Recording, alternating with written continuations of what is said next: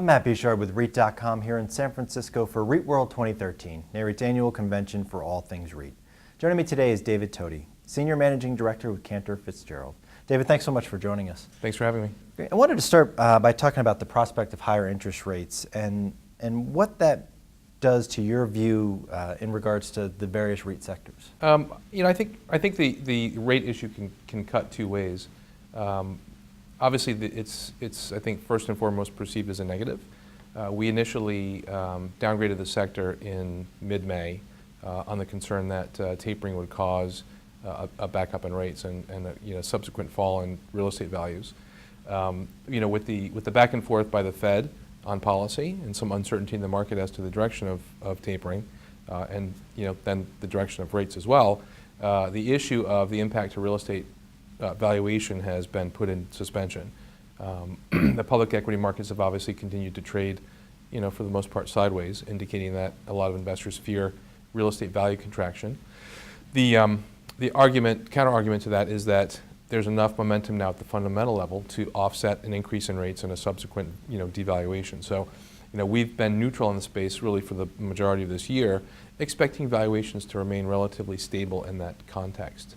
But I do think going forward, the number one issue for the space is really a rate concern, and ultimately, if rate increases on the cost of capital rises much faster than fundamentals, we'll see a subsequent real estate devaluation. And are there any sectors that you're particularly bullish on going forward?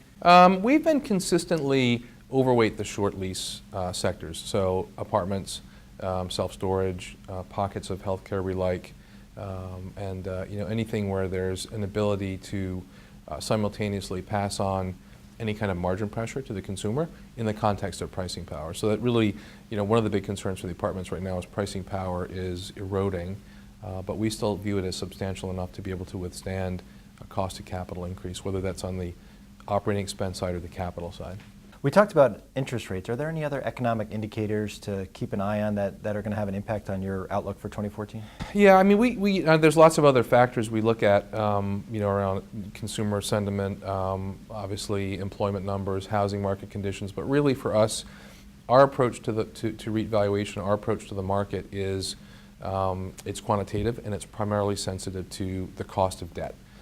And so we look at any sort of debt-related metrics, spreads, all types of spreads relative to where REITs are trading, the cost of capital overall. That's really for us is the biggest set of data. And we compare that to what's happening in the private market. Cantor Fitzgerald owns a large brokerage house called Newmark Grubb Knight Frank.